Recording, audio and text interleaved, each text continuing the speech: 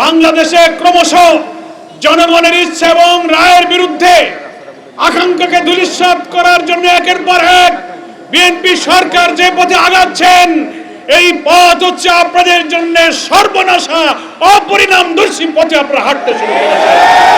আপনাদের এখনো সময় আছে, আপনারা ফিরে আসুন। আপনারা জাতীয় সংসদের যে সমস্ত মন্ত্রীরা বই পুস্তক, সংবিধান আর বই পুস্তক মুছিয়ে বলছেন আমরা জুলাই সনদ সব অক্ষরে অক্ষরে মানব, আবার গণভোট বাতিল করার জন্য সংসদ অর্ডিন্যান্সকে আপনারা সেখানে পাস করতেছেন। আপনারা সংবিধান সংস্কার আদেশ রাষ্ট্রপতির মানেন না, সংবিধান সংস্কার পরিষদ মানেন না, গণভোট এবং তার ফলাফল মানেন না।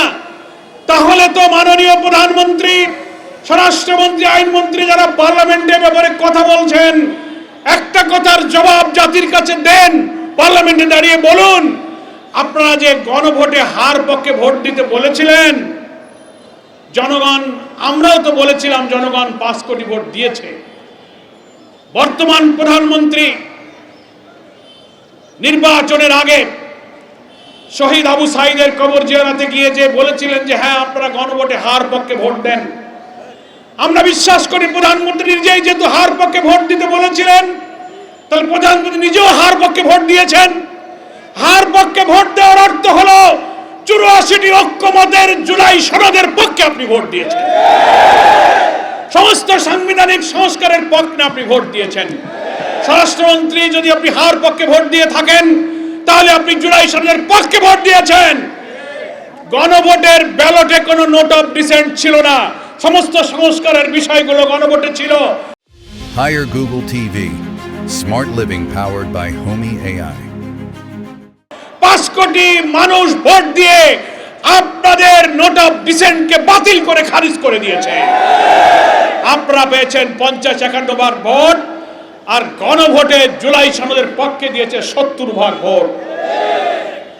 একটা বৈঠকে, একটা ভোটে যারা বেশি ভোট পায় তারাই বিজয়ী হয়, যারা কম পায় তারাই পরাজিত হয়। 50-এর কাছে 70 বিজয়ী হয়েছে। বিজয়ী যারা হয় তাদের সিদ্ধান্তই চূড়ান্ত হয়।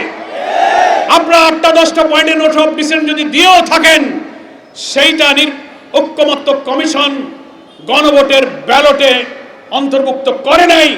জনগণ ভোট দিয়েছে যে নোট অফ ডিসেন্ট ছাড়াই 84টি ঐক্যমত, 47টি সাংবিধানিক সংস্কারের প্রত্যেকটি জিনিসের পক্ষে 5 কোটি মানুষ ভোট দিয়ে হাকে জয়যুক্ত করেছে।